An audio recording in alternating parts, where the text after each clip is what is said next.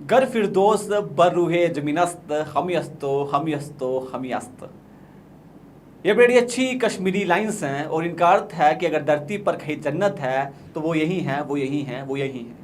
जानी कि जन्नत कश्मीर में है, पर ना जाने इस जन्नत को किसकी नज़र लग गई कि हम देखते ही देखते खून की नदियाँ यहाँ बहने लगी।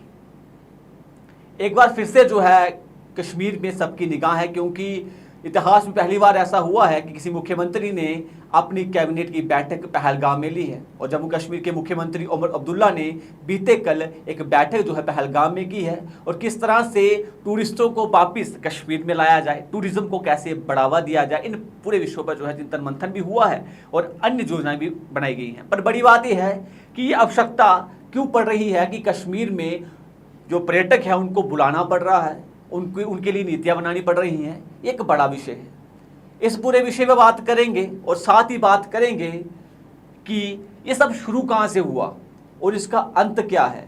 इन सब विषयों में बात होने वाली है। 1990 के दशक में कश्मीर के कुछ युवा जो हैं जंगल ट्रेनिंग के लिए जाना शुरू हुए। युवा जो हैं सुबह रात्रि के समय जंगल ट्रेनिंग के लिए चले जाते हैं और सुबह लौट करके आते हैं। और बड़ी बात यह है कि उन युवाओं को कोई पूछने वाला नहीं था कि आप कहाँ गए थे और क्या कर रहे हैं। यहाँ अगर कोई बच्चा अगर कोई शिक्षा प्राप्त करने के लिए इंस्टीट्यूट जाता है या ट्यूशन पढ़ने के लिए जाता है तो उसको भी पूछा जाता है, अगर वो लेट हो जाता है तो आप कहाँ थे, या उनके मित्र बंधुओं से पूछा जाता है कि आप लोग कहाँ गए थे, आज लेट हो गए हैं। पर इन युवाओं को कोई नहीं पूछता था। ये बड़ी इत्तेफाक की बात है। आज कश्मीर की जो स्थिति है, आज कश्मीर सूना पड़ा है, वहाँ कोई आ नहीं रहा, जो पर्यटकों की मात्रा बहुत कम है। ऐसा ही दौर कश्मीर ने 1990 के दशक में भी देखा। जब ये जंगल ट्रेनिंग किए हुए युवा या ट्रेन होकर के आए, इन्होंने एक नरसंहार किया। जो नरसंहार पहलगाम में हुआ, ऐसा ही नरसंहार 1990 में कश्मीरी हिंदुओं के साथ, यानी सनातनियों के साथ कश्मीर घाटी में हुआ। उनके साथ बलात्कार हुए और उन्हें विवश होना पड़ा कश्मीर घाटी छोड़ने पर। शारदा पीठ हमसे अलग हुआ।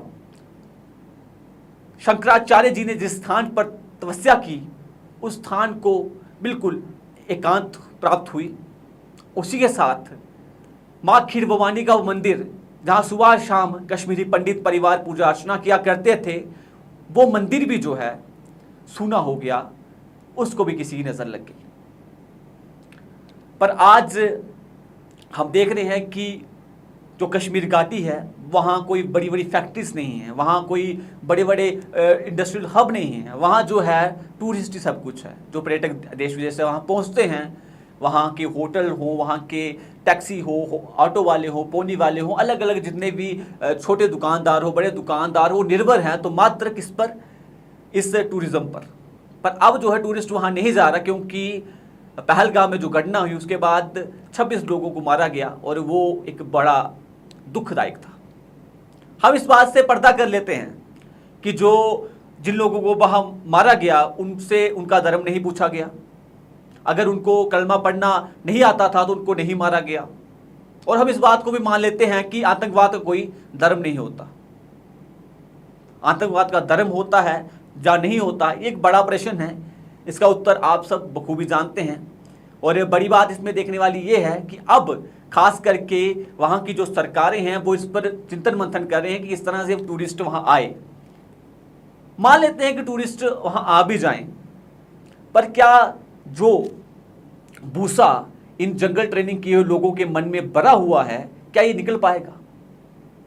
और हमने देखा कि जिस तरह से वहाँ पर क्रैफू लगा करते थे और वहाँ पत्थरबाजी हुआ करती थी। हमारे देश के जवान जब इन जो लोग वहाँ थे जो इस तरह की हरकतें करते थे, उनको जो है कुछ ऐसी एक्टिविटीज़ करके उन्हें रोकने का प्रयास करते थे, तो वहीं के कुछ पॉलिटिकल लीडर जो है वो कहा करते थे कि भटके हुए युवा है, ये भटके हुए नौजवान हैं। जरा उससे कोई पूछे ये कैसे भटके हुए नौजवान हैं जो इंसानियत के दुश्मन हैं? ये कैसे भटके हुए नौजवान हैं जिन्होंने कश्मीरी सनातनी परिवारों को वहां से आने पर मजबूर कर दिया? हमारे देश के जवानों को पुलवामा जैसी जो घटनाएं हुई या पहलगाम जैसी घटनाएं हुई, ये सब इन भटके हुए नौजवानों ने की हैं। और बड़ी बात, कई माओं ने अपने बेटे खो दिए, कईयों ने अपने सुहाग बहनों ने खो दिए, बच्चों ने अपने पिता को खो दिया। किस कारण? इन भटके हुए नौजवानों की वजह से। और जब इस तरह की स्टेटमेंट कुछ पॉलिटिकल लीडर्स की आती है तो बड़ा दुख पहुंचता है उन सब लोगों को, और जो इस राष्ट्र इस देश से प्रेम करते हैं उनको बड़ा दुख पहुंचता है। और ऐसे भी कुछ लोग हैं जो ये कहा करते, अभी जो स्टेटमेंट्स आती हैं उन पर उनका कहना है कि पाकिस्तान को जो है पानी दिया जाए।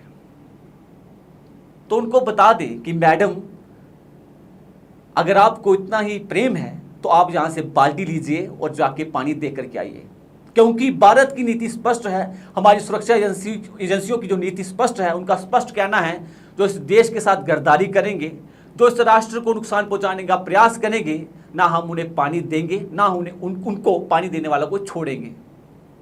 चाहे कोई ओवरग्राउंड वर्कर हो, चाहे कहीं भी कोई छिपा हो, उसको ढूंढ के निकाला जाएगा, उसे मौत के घाट उतार दिया जाएगा, क्योंकि यह देश अब जानता है कि इस आतंकवाद से कैसे निपटना है, और उनके मददगार, उनके सहयोगी, उन सबको भी ढूंढा जा रहा है। जिस तरह से हम देख ही रहे हैं कि अलग अलग बैठक जो है कश्मीर में की जा रही हैं ताकि वहाँ पर टूरिस्ट वापस आए, पर बड़ी बात यह है कि आज जो कश्मीर में काम ठप हुआ है, होटल्स, लोकल लोगों का, टैक्सी ड्राइवर्स का, या जितने भी शॉपकीपर्स हैं, या लोग जो डिपेंड है टूरिज्म पर, क्योंकि ऑलमोस्ट सारा कश्मीर जो है मोस्टली जो है डिपेंड है टूरिज्म पर, उनका सबसे बड़ा कारण है वो जंगल ट्रेनिंग किए हुए लोग जो 1990 में जिन्होंने जंगल ट्रेनिंग की थी। और बड़ी बात, जो भटके हुए नौजवान थे, वो जिन्होंने कश्मीर में पढ़े लिखे जो युवा हैं, जो पढ़ना लिखना चाहते हैं, जो आगे बढ़ना चाहते हैं, उनको भी, उनके राहों में भी कांटे बिखेरे। और बड़ी बात यह है कि कश्मीर को जो है बड़ा नुकसान जो है इन्हीं लोगों ने पहुँचाया है।